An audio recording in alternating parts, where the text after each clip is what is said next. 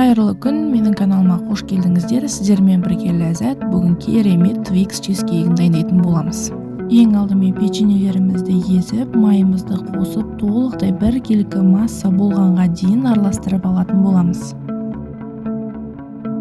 Дайын болған массамызды формамызға салып, жан-жағын тегістеп алатын боламыз. Келесі кезекте салмасын дайындайтын боламыз. Творожный сырымызға жұмыртқамызды, қантымызды және де сливкимізді қосып, толықтай бір келкі масса болғанға дейін араластыратын боламыз.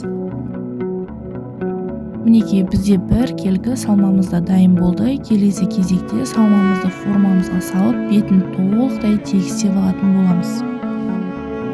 Алдын ала қызып тұрған пешімізде 180-160 градуста 40-45 минут көлемінде пісіріп алатын боламыз. Астына міндетті түрде суын қоямыз. Келесі кезекте карамелін дайындайтын боламыз. Жай отымызда қантымызды, майымызды араластырып, қантымыз толықтай ерігенге дейін бір келкі араластыратын боламыз.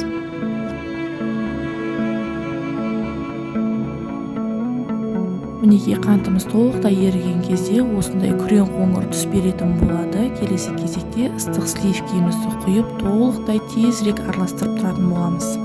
Мінекей, біздің қоймалжың карамелімізді дайын болды. Келесі кезекте суыған чизкейгіміздің үстіне карамелімізді құйып, толықтай тегістеп шығатын боламыз.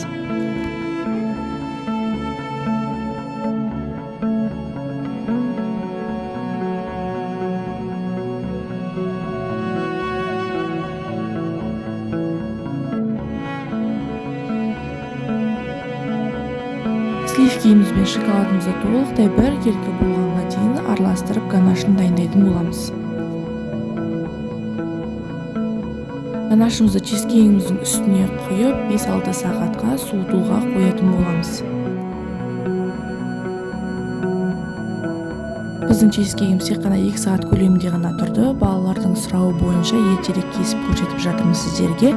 Дәмі өте ерекше, барлықтарыңызға дайындауға кеңес беремін. Сіздермен болған Ләззат. Менің каналыма тіркеліп лайк басып, комментарий қалдырып кетіңіздер ас болсын.